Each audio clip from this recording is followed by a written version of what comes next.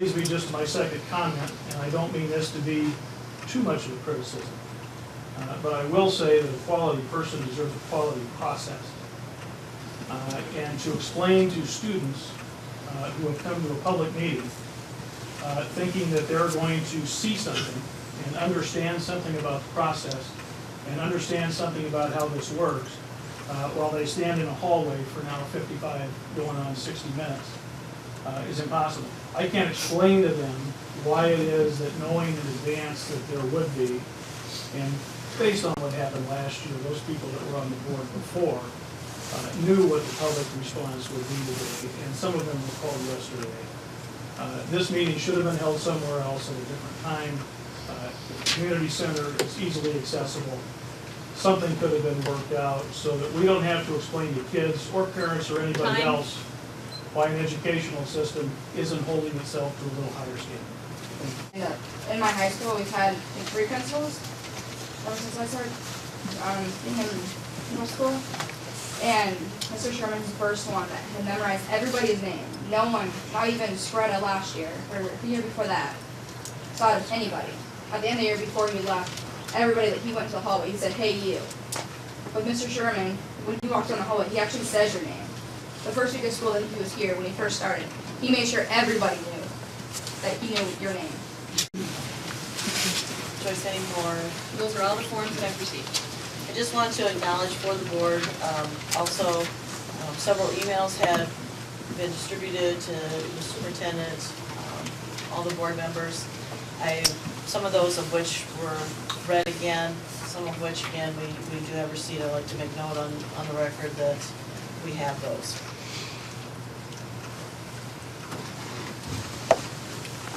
Hearing no more comments from the public in regard to the resignation and noted of the emails, we move on.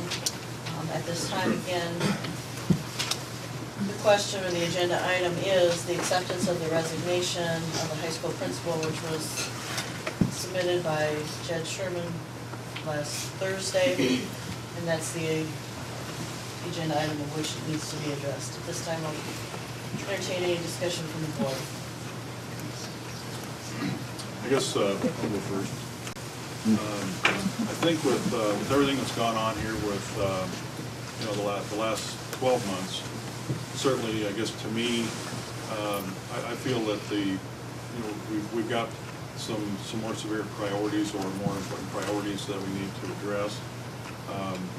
And really we've got to think what it's all about. It's about the students.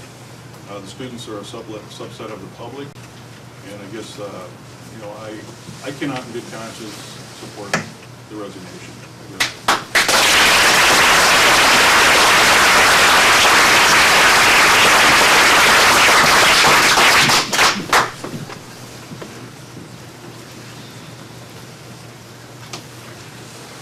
Any other comments from the board?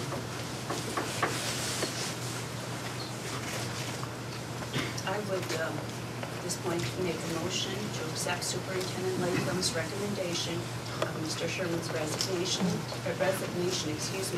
and placement on administrative leave within the Spirit Lake School District beginning today at 4 p.m. until June 30th, 2008. Second.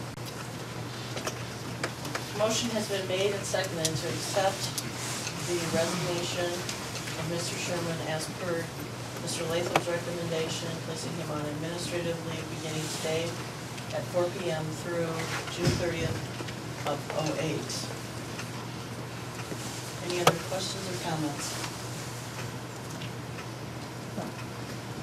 At this time, I'd ask for a vote and also request that this be placed in a roll call vote situation.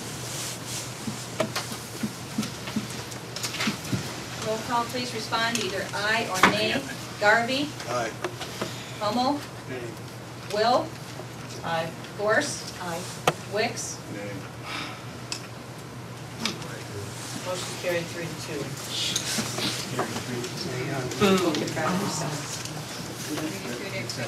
That is move on to the next agenda item. We need some resignations from you people sitting up Which here. is the budget workshop review. Throw the phone down. this time we'd ask for an update in regard to the budget workshop that was held. We can seal. Well, you We'd like to seal.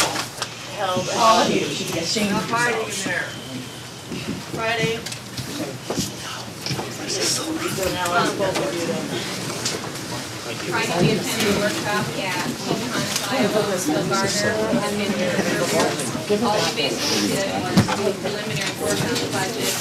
We do not have enough information at this time to continue, but just wanted you to know we are working on that process. Is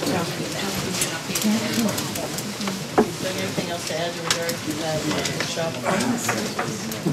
Thank you, Tom and Scott.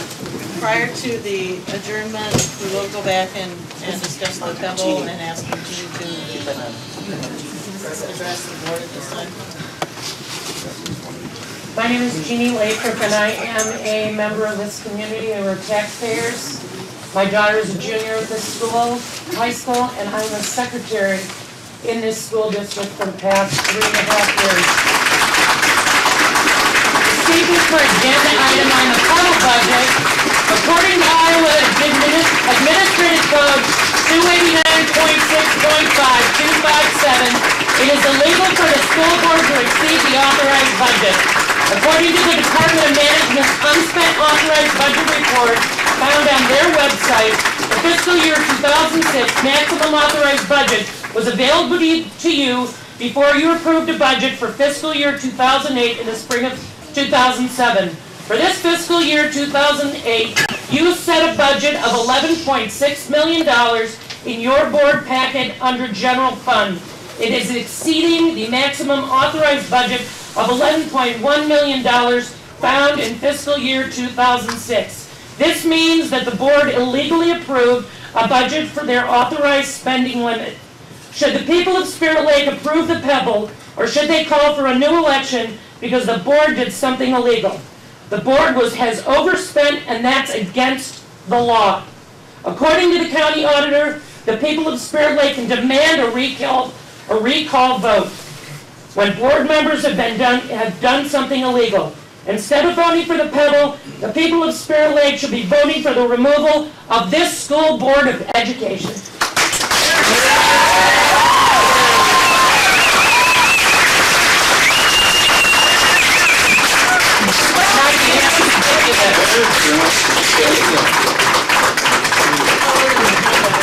Thanks for coming to our community for a very short time and ruining it, Mr. Latham. Amen. Motion to adjourn. Oh, you are very happy. But thank you, Todd and Scott. Motion made, seconded to adjourn the meeting. Let's get rid of the school board and re-elect